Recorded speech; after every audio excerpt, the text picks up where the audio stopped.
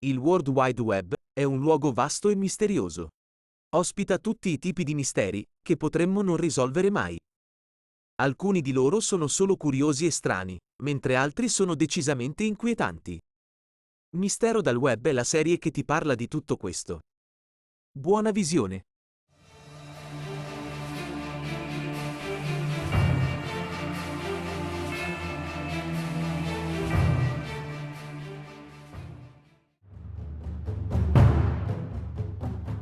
Google Earth è uno strumento fantastico, e quasi tutti prima o poi ci abbiamo giocato almeno un po', ma un utente va ben più a fondo, e individua una nave ghiacciata di circa 120 metri intrappolata in un iceberg al largo della costa dell'Antartide. Si dice che l'impressionante formazione di ghiaccio abbia una strana somiglianza con una nave da crociera, con tanto di finestre e camini. Subito dopo che l'utente di Google Earth ha pubblicato le sue scoperte, la questione è esplosa online nei circoli della cospirazione, con tutti i tipi di teorie possibili e immaginabili su cosa possa essere il grande oggetto glaciale e su come sia arrivato lì. Molti teorici della cospirazione hanno dichiarato la loro convinzione che ci sia qualcosa bloccata o segretamente nascosta alla nostra vista nel continente.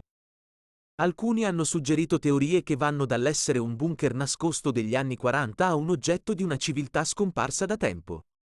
L'utente di YouTube MRMBB333 è stato il primo a condividere le immagini sulla piattaforma ed è un autoproclamato guardiano della Terra.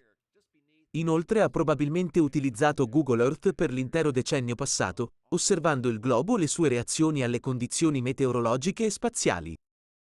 Osservando anche come funzionano i meccanismi interni della Terra, MRMBB333 afferma di monitorare l'intera Terra dal fondo del mare, alle montagne, allo spazio e tutto ciò che ci circonda.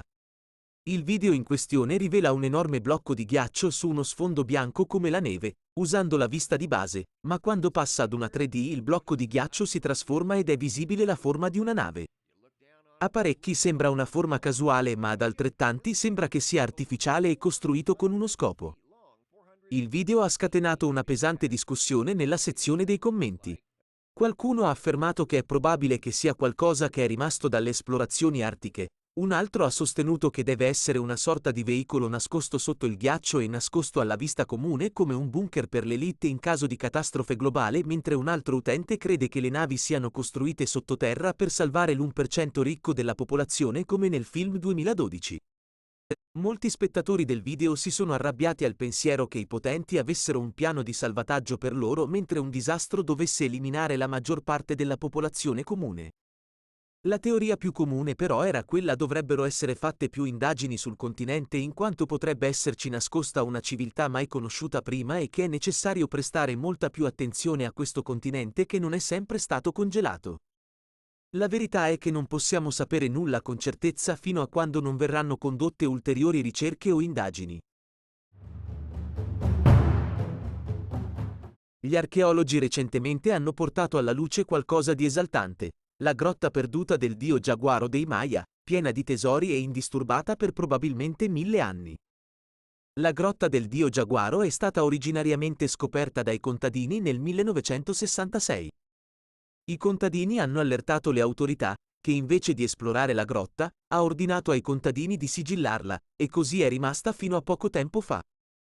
L'archeologo messicano Guillermo de Anda, che è anche il direttore del Great Maya Aquifer Project, ha guidato la spedizione all'interno della grotta. Il 68enne locale Luis Un era un bambino quando i contadini si sono imbattuti inizialmente nella grotta, e l'ha portata nuovamente all'attenzione di De Anda solo l'anno scorso. La gente del posto ha avvertito gli esploratori che un serpente corallo velenoso sorvegliava l'ingresso della grotta, ed effettivamente una creatura così velenosa esisteva e ha impedito loro di entrare nella grotta per alcuni giorni. Nella penisola messicana dello Yucatan, gli esploratori hanno strisciato attraverso il labirinto che è la grotta di Balamcu, in profondità sotto le rovine Maya di Chichén Itzá. I ricercatori stavano mappando e studiando la complessa falda freatica sotto le rovine, quando invece hanno trovato un tesoro scientifico. Dopo aver strisciato a pancia in giù per ore attraverso passaggi estremamente stretti nella grotta di Balamcu, i ricercatori si sono imbattuti in oggetti rituali come vasi, incensieri e piatti decorati. I vasi conservavano i resti di cibo, semi, giada, conchiglie e ossa. Ci sono artefatti a forma del dio della pioggia Maya Tlaloc che porta i ricercatori a credere che gli oggetti fossero offerte al dio. Finora, gli esploratori hanno identificato 155 artefatti che si stima risalgano a 1000 anni in condizioni quasi intatte.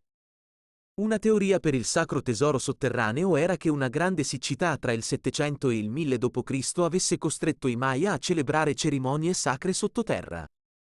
Questo spiegherebbe certamente la presenza di artefatti destinati al loro dio della pioggia. Prima dell'ingresso, la gente del posto ha chiesto a Deanda e al suo team di eseguire una cerimonia di purificazione della grotta. I manufatti non saranno rimossi dalla grotta ma piuttosto studiati dove giacciono attualmente. Rimane comunque un mistero il motivo per cui le autorità nel 1966 hanno messo tutto a tacere.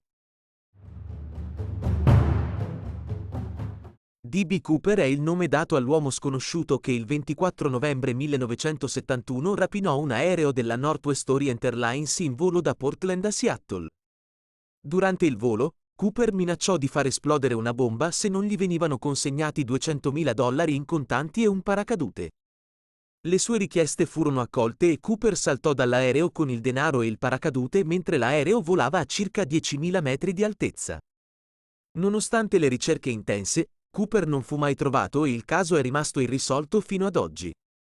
Le autorità hanno raccolto diverse prove durante le indagini, tra cui il denaro trovato lungo il percorso del volo dell'aereo e i resti di un paracadute.